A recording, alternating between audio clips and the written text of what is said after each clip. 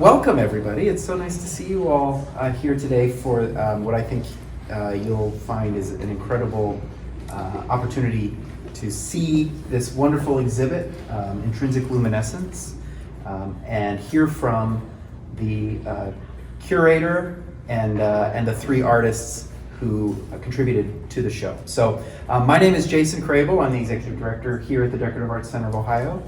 We're so glad you're here today.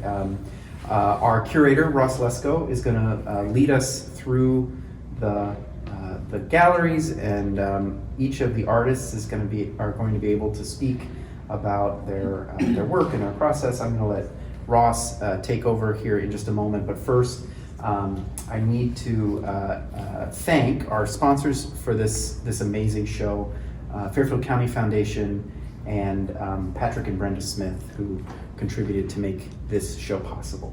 So in addition to the amazing artists and Ross and all of the support, our staff and our board and all the folks we work with to make these amazing exhibitions possible. So with that, I'm going to stop talking and I'm going to turn it over to Ross Lesko, the owner of the Kenneth Paul Lesko Gallery in Cleveland, who's going to take it from here. Thank you, Jason. You're welcome. And thank you all for coming today.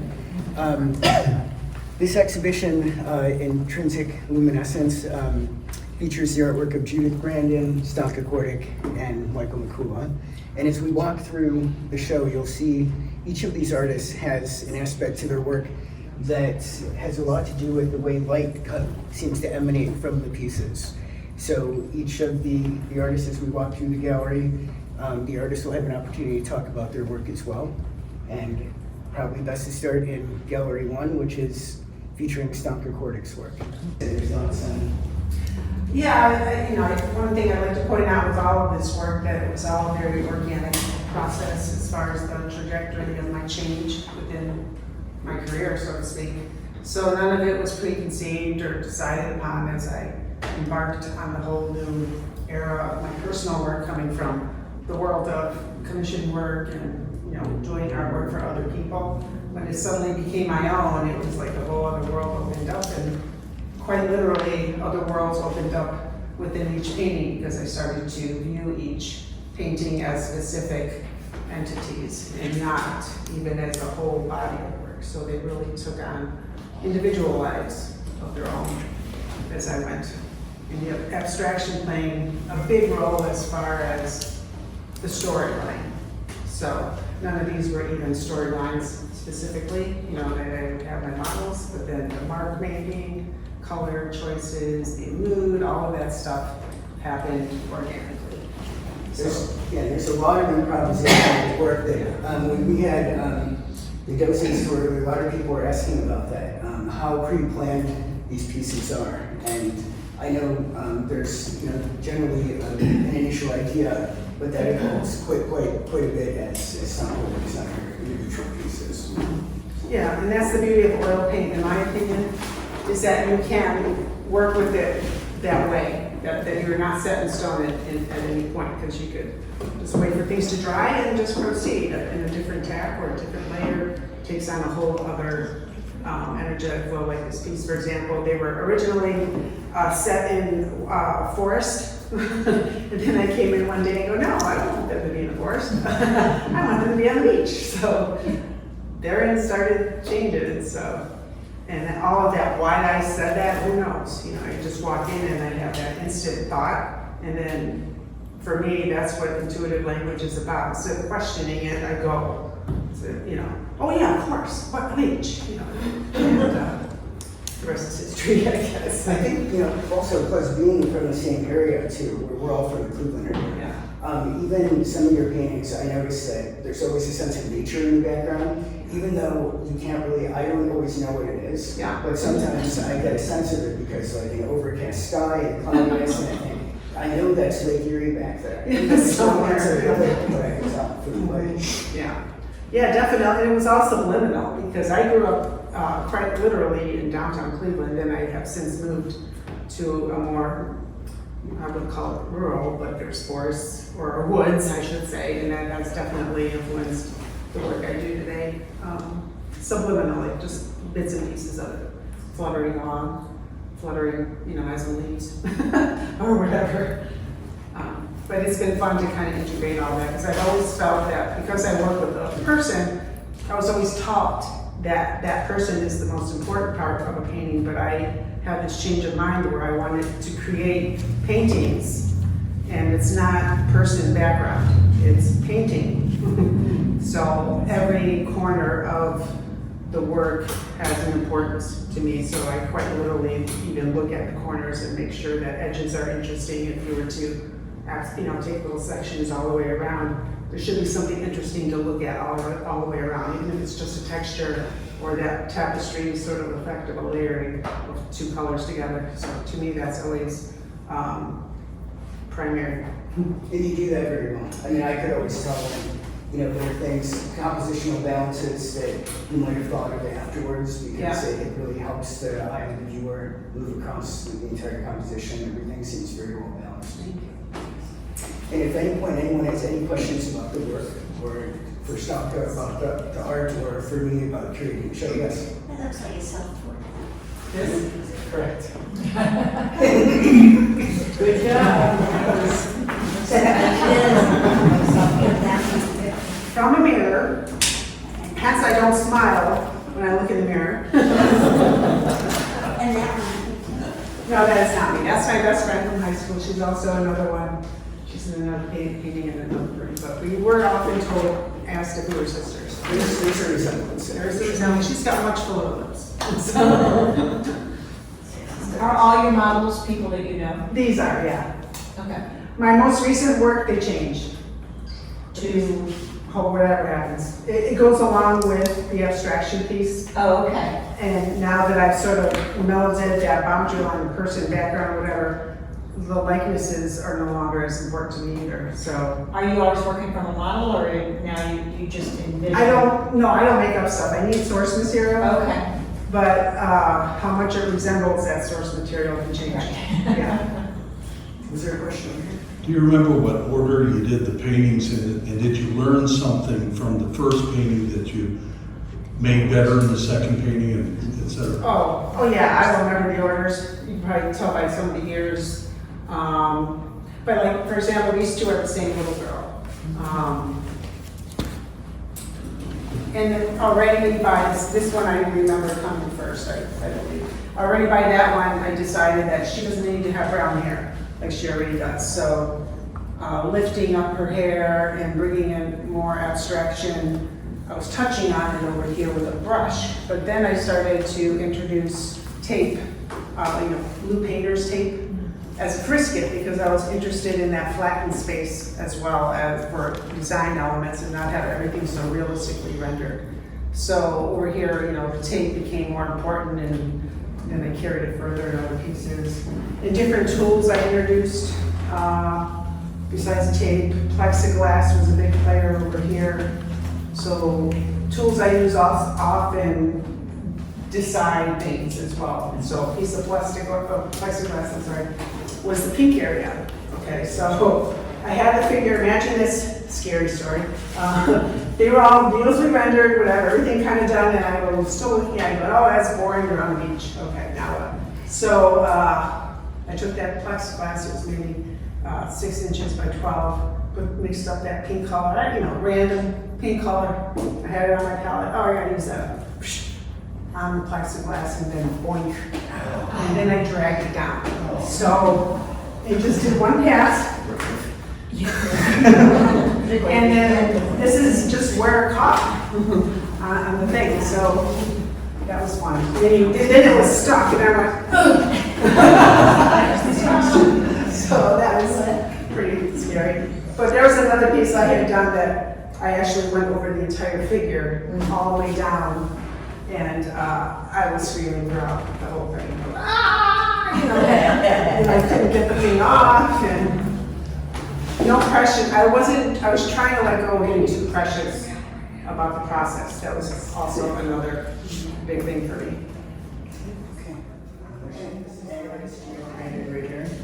And as you look around at this work, you'll also see that same kind of inner light coming, often you'll see it coming through the clouds out toward us. And that has a lot to do with, as Judy will mention as well, that this, and for people from Ohio, we know how winters are here. And up in our area, Lake Erie especially, we get this really interesting quality of filtered light coming through the clouds. And we all know that the sun is back there, even though we may not actually see it very often. And it really affects, you know, the quality of light for everything and the way it makes us feel, and, you know, how we see things reflected off of nature and other objects. Judy, she started as an enamelist, so when you get up close, and I would encourage everyone to get up close and look at these pieces. She starts with incising the paper. It's very thick cotton paper, and she cuts and carves into the paper abstract geometry as well as other forms and text. So when you get up close, yes, and little cities at the bottom on the horizon lines. So there's a lot to look at up close. And that all happens, it's a labor-intensive process before any media is applied to the piece. And then as ink washes and pastel and charcoal are applied, some of those elements are highlighted and some are obscured. So I'm gonna let Judy talk a little bit about her work too, and I'll jump in periodically as well. Okay, well, the best way to describe my work, I think, is it's an emotional response. These are all some sort of intentions placed before I work on a piece. So, shine about being playful, seeing the light behind the notes again.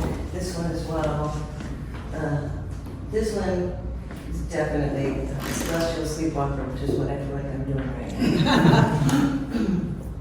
now. The city, I was the first one that put a little arc in it, because I just always want to do something interesting. I think if you really want to play, you'd be like Stanka, and you do something that's brave, and you know, you try things and you add things and subtract things, and this, all my work is addition and subtraction. So it's layer upon layer upon layer, and then things start to evolve. But it's always, like I'm not trying to make a sunset where suns will rise. It is, like I was speaking yesterday to you, it's the wonder of that moment. So it's the emotion of the moment. That's what you'll see, you know, work in me is my emotional self. Yeah, Judy has described a lot of her work as in a diary, in a sense that these are really reflections on what she's experienced or going through at that time, and you can really see that in the different feelings of each piece as well. And I should also point out that when you do get up to these pieces and you take a closer look, you're going to see that Judy often embeds a secondary layer of imagery, often in the clouds, and very often animals, but they're generally figurative works. And so there is, as an example, this you'll see, I believe, is a dog. Is that correct? Yeah, the dog. Okay. And so this is his nose, his eye, and this is his snout. He's looking that way. This is a little more easier to pick out. This is another dog looking that way. His nose, his mouth, his eye. This is a howler monkey. You can see his very prominent brow. His mouth is open. And this is the Gerber baby. The Gerber baby. The little nose, the mouth, the forehead, the eye. So there are a lot of other elements. A number of these have that same thing. I'll point out there's a laying down panther here as well. And Judith helped me with this ear. That's a real clue there. Oh, there it is. That's right. There's the tail. Yes, tail curves, its legs. It's facing that way, laying down, looking that way. You have to kind of look at them over and over again. Yeah. And all of a sudden it's like, why didn't I see that the first time? I see it. Yeah, unfortunately, once you see it, you can't unsee it. That's the thing. And with the text, a lot of these pieces actually have the title of the piece in the text, so you can pick those out as well. Yeah, it helps. But in the past, when I would see Judy working on some of these pieces, there were little scrawled notes that would be next to the piece. And I'd pick them up and ask her what they were, and those were her inspiration for the piece. And then I started seeing those disappear, and I asked why she wasn't doing that anymore, and she told me she was actually cutting and carving those words into the pieces as well. So there's a lot of information in these, both visually and written too, if you can find it. I still keep those pieces because this paper is cotton, and when you apply water to it, it stretches it out, and you lose some of those things. And that part of the process of the writing the text and doing the geometry really focuses me. And then the next day I will come and put a water wash on it, and I'll know what I was thinking the day before. And sometimes it's a little mind-blowing. I can't say that. But it's in there, and sometimes they will, actually, the paper will stretch and the words in the text and the imagery will disappear. And I used to get upset about that. And then I realized that that energy is still, everything that you're thinking and putting out there in the universe, it's still retained in that, element of paper. And does anyone have any questions for Judy or myself? I have one not about the art, but the connection between the three of you. You guys friends? I mean, the art community up in Cleveland, I've not lived there, I've been there, but if you could talk a little bit about that. Well, we all know each other. Well, this was brought together by Judith, and she asked me if I might know two fabulous people, and I'm like, I do! And I would love to exhibit with them. I've exhibited with Mike, I've never exhibited with Stanka, and it's just a privilege to have my peers and my friends with me. It's just great. And we were all in our school together at the same time. Judith and I were in class of 87 at the Institute of Art, and Stanka was in class of 85, right? Mm-hmm. So we had a lot of professors in common, a lot of But we didn't really socialize together. But as time goes on, you lose your peers. Not everybody continues to make artwork, and so now we're all over 40, I think. and we're still making artwork, and we still depend on that. But that's just something that I don't think any of us can give up. And there's some people who do, and then it falls to the wayside. So yeah, it's really great when you have your peers that are still rocking it. They're among the last artists standing. At your gallery. Okay, any Yes. other questions? Do you make your own paper ever, or? No, that would be a whole other art form in itself. Okay. But I have had people ask me that. I work very spontaneously, so like I'll walk into my studio, and if I want something just flying in the back of my head, I have to do it. I need that paper ready to go. Yeah. Where do you get your paper? It's this oranges from France, so it's shipped from France. How much would a piece of paper like that in the middle cost? How much would that piece of paper like that cost? A whole lot. Is it like $150, $200? Well, these come on rolls, and the rolls vary in prices by the thickness of the paper. And so this is the thickest paper, and a 10-yard roll, 42 inches, costs about $200. Okay. That's the way to buy it. Do you start with a size of paper? In other words, do you pick up, say, this piece of paper, and decide that this is the piece you're going to, paper you're going to work on this day, or the size you're going to work on? I have an excellent story about that. Oh, good. I try, because I'm constantly learning. I think people who play and create, we're always learning. And the more you know about yourself, the more you discover the mistakes you make. So I always have friends that are well-intentioned that say, if you made a piece that was only like this big, like I think it was 10 by 12 inches, you could sell a bunch of those. And I said, yeah, I can do that. So I made a piece that was 12 inches high and 10 feet long. Not like being told what to do. And they were right, it sold. And it sold immediately, yeah. yeah. So, it's a random thing. It's my learning curve. Okay. I'm puzzled by the vagueness, if you will, the cloudiness, but then you have the geometric forms, and I'm wondering which comes first. The geometric forms, anything that's described in a tiny little thing, it's part of my meditation before I start a piece. So I don't ever really want to start something without a positive mindset, because to me, objects carry the energy of the artist, and the energy of the artist comes from God or wherever your inspiration is, and that is the thing that I want to send out into the world.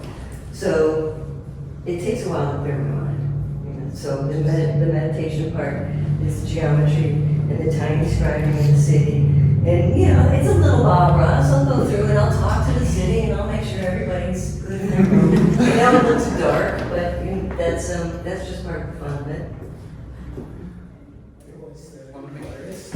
And Michael's process, there are these really great prints on the wall here where you'll see these graphite molds that he makes, and he'll tell you about that and how these pieces are made. And Mike knows a lot more about his process than I do, so I'm gonna let him talk. Good afternoon, everyone. Thanks for coming today. I blow glass, and all of the work that you see here involved building a mold first out of graphite. And as Ross pointed out, there are 4 photographs of molds that I had made at some previous point. I make a pretty wide range of work, everything from some more production-oriented smaller vessels like this, through bowls, as you see here and there, and then up through larger sculpture. And you're also seeing about a 30-year span of my working life here too. When I was very graciously asked to be part of this show, I knew that over the course of it, I'd also have 4 or 5 art fairs to do, and that's primarily how I sell my work. So I wouldn't have enough work to do 5 shows where I'm selling the work and to be able to populate the whole gallery. So I made a plea to a number of collectors, could I please ask you to lend a piece or a group of pieces back to this exhibition? And 7 lenders very graciously did so. And one, I had to buy this one back in order to get it. So that's a whole story in itself. But I work pretty directly with the material. I don't plan stuff out more than a thumbnail sketch of the structure or a general idea, and I'll make what I call a family of blown forms out of these molds. And when I'm speaking about the sculptural work here, I'll blow a number of these forms. They'll all be related, and so that when I start cutting them up and reassembling them into the structure, there will be a clearer relationship among them. And color-wise or form-wise. And for the vessels, I have a pretty clear idea in mind for those, what the outcome will be. And the vessel molds were designed to make multiples of things. But all of the sculptural works really are one of a kind. The molds are composed individually. They can be reused, but I choose to make something unique each time. So the process is, once I've got that blown form or the mold built, and I have a whole separate studio room dedicated to just that process because it's messy, it creates a lot of nasty dust, and over the years I've built up quite a large inventory of these carved bits of graphite. It's essentially carbon. It's pretty soft. I can cut it on a bandsaw or with a handsaw, and I have them all sorted into trays and bins according to types of shape. And when I get ready to compose the mold, I'll just shop through them, and I'll put them together. They can be quite complex, sometimes more than 50 pieces of graphite to make an individual mold. And they're just held together simply by gravity and friction. I set them up on the floor, push the mold together with cinder blocks, because I'm kind of short, it gives me a step to step up onto. And I go build up the layers of glass on the blowpipe and get that last gather of glass and drop it right into the mold at 2100 degrees Fahrenheit. And push more air into the mold, push the glass out tightly. And then it's out of the mold very quickly, in less than a minute. And then that piece is put away to cool and to anneal. And I'll often have a lot more material than I'll need to create a piece. So over time, I've also built up quite an inventory of bits and pieces, even if it's just a little something you can hold in your hand. If it has sculptural interest, I'll save it. And it may or may not find its way into another piece in the future. So some pieces are a little more thematic. This one, and the title will give you a little hint too. Empire of Ice. Most of the pieces are very decorative. I look at all forms of architecture for inspiration. I once thought I would become an architect, but realized it was more of a technical field than an artistic one. And also, you'll see a couple pieces in the show that predate this type of work. Very floral, soft forms there in the next gallery over. I was going to say, I was really amazed watching Michael produce some of these pieces when they come out of the mold, that green piece under the tree there. They're very angular when they first come out of the molds, and it's amazing to watch as he continues to work with glass how it can become much more organic and blown out, and even in the bowls and these other vessels too, that it's this kind of fusion of organic and almost machine-like. Yeah, well, I always like to say that I take full advantage of what the material can do. It's a flowing liquid, but it's also beautifully moldable material. So it takes a direct impression really beautifully. And I can either keep it very rectilinear coming out of the mold, or continue heating and shaping and puffing more air into the form when it comes out of the mold to soften it. And those two are a good example. And there's a transitional piece, the one titled Open Book. That's one step away from a vessel like you see over here, where I was starting to think more sculpturally and less moving away from functional wear. And then the piece behind it came just a couple years after that, where it was just purely sculptural. And then I got tired of making forms that big, because I can't make them any bigger, because then it wouldn't fit through the furnace door anymore. So, what do we do? You know, and prior to that, I was making molds so fast I couldn't. They were selling so fast I couldn't make them. And then the economy came to a screeching halt for art, and I, along with a lot of other artists, had time to rethink what we're doing, and I always wanted to build something bigger. So that's when the thought came along for using these glass forms almost as bricks to build larger works. Some are a little more personal. That one was a bit of I thought of it as a self-portrait at a time in life where I was really re-examining myself as a person, but most of them since then are really just very decorative. Fun play with color and form, and that's kind of the stage I'm at now, but I feel ready to make another leap forward with what I'm doing, and how I'm marketing the work at art fairs. By the way, I'll be at the Columbus Arts Festival next weekend. Come and see me. It'll all be for sale. I should mention that too. All these artists are very rare in that they make a living solely off of their artwork as well. And that's not only to be among those who are still practicing their art after graduating years later, because that doesn't always happen, it's somewhat rare, but also to make a living at it as well. Yep, since 1988 now for me. So, any questions? I like that piece in the middle. How many separate pieces are there that, because you didn't blow that all at once? Well, any one form is just a little bit smaller than you see that square there, about 9 by 9 inches wide. Wider than that, it won't fit back through the furnace door for reheating it. So that's my basic scale for building blocks. So I'm not sure how many forms I made to create these, but just guess. 15 to 20. Okay. Yeah. And I had just been to Europe and amazed by how people there live amongst really ancient forms, architectural forms. And I got to see pre-Roman, really some very Neolithic structures.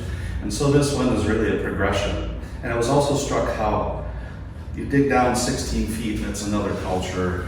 and another culture below that. So think of it that way. And also Empire Vice, making a bit of a statement politically about the United States in 2008 or about that period. So very more crude building style, a little more refined, yet more refined, very highly refined, and then it reaches its pinnacle, and like every great civilization starts to erode.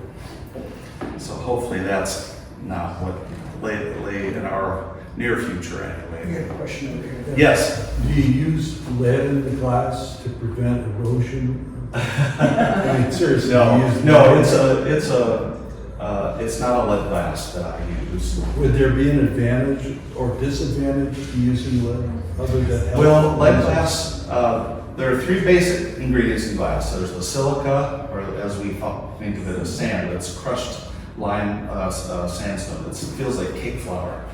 And soda ash or lead, that helps that melt at a lower temperature, and lime, and that's what hardens it, makes it glass-like. And there's lots of other much smaller ingredients in that, but lead glass that's the fluxing agent. The lead melts at a lower temperature, and then that brings everything else into solution while it's being fired. It also makes a very, very soft glass, and it has a lot of working time outside of the furnace. So you can make those really super thin goblets. You can almost bend them, they're so thin. But the glass that I use is a soda lime glass. It's harder glass. Once it goes into the mold, the mold sucks the heat out of it, and it takes that form, and it stays that way. So when I put that big honking form into the oven to cool, it's not starting to slump or melt again. It keeps the form that I want. And I can control how soft, or how there's a lot of variability in what I can do with the intensity of the color and how clearly defined all of those details are. Yes? Do you ever deconstruct something that you make? In other words, would you ever shatter something to do something sculptural with that, or? Well, I have deconstructed some sculptures before. In the rush to get ready for a show, I just have to, as our other two artists have mentioned, you gotta trust your instincts. You just gotta go with it. And afterwards, when I look at it, that's not right. There's something not working there. So I'll take something apart, put a new element in, adjust the arrangement of them. But, and then all of, in terms of square footage amount of glass that I made to make this, there was enough material to make 3 of these. Or slam with a hammer or just shatter something? No. If there's some piece that's really a major flaw, I'll when it goes into the dumpster, I'll break it so someone's not tempted to take it home. Do you remelt it and hold it again? You can, but it loses a bit of its elasticity in every remelting. So I just start fresh again. I'm often asked if I'm recycling glass and making these, but it's all completely unique. There's every image, every shape is completely unique to me. There's nothing that an existing form that I've taken and reused. Yes? How do you get the color?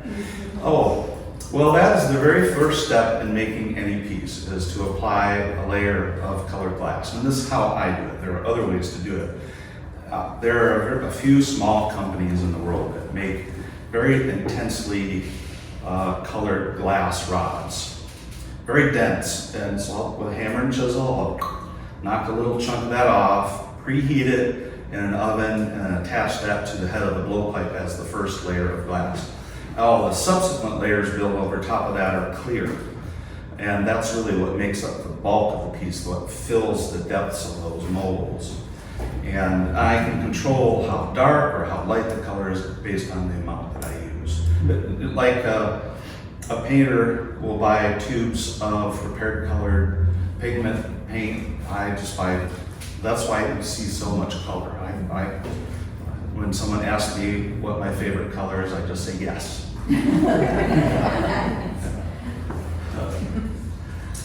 Okay.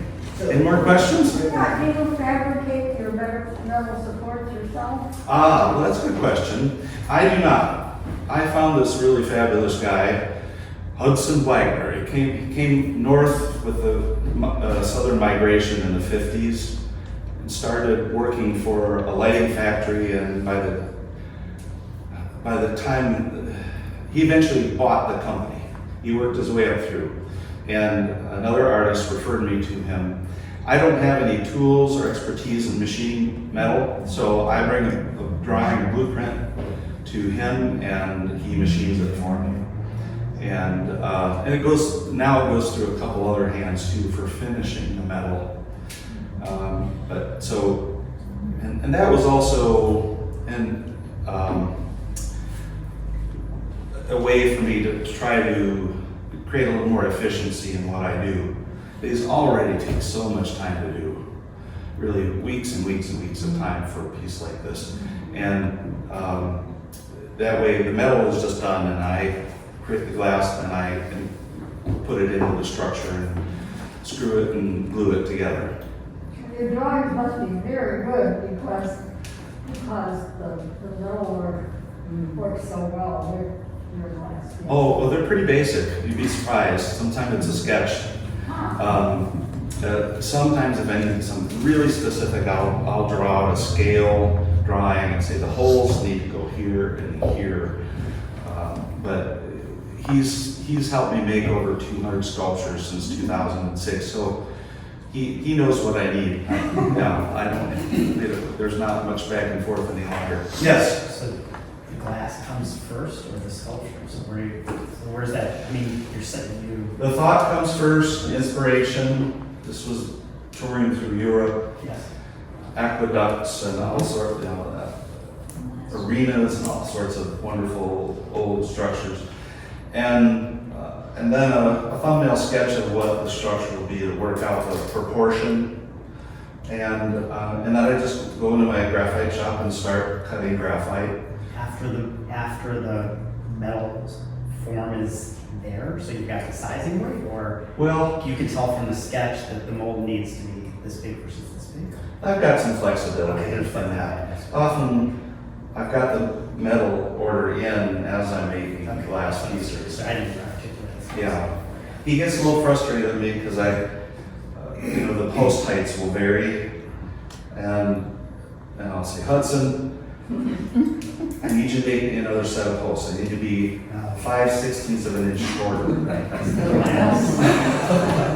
So because as I'm cutting and grinding glass, it may start out this size, but by the time I ground it, That's what I was going for. Like, what it's happens? shorter. What happens when it doesn't fit? So you Yeah. call them up and say, I need more. Okay. Yeah. Okay. Thank you. The earlier pieces, the glass was really sandwiched tightly between layers. More current pieces, which if you get a chance to see me next weekend in Columbus, it's much more open. I learned in taking one of these things apart how well I glue holes. So I now essentially glue the glass to just one side or the other, and there's a gap of space in between. If anyone has any other questions for Mike, or Judy, or Stanka, or myself, we'll all be here throughout the galleries, and we encourage all of you to explore all the pieces in all the galleries, and if you have any questions for any of us, please don't hesitate to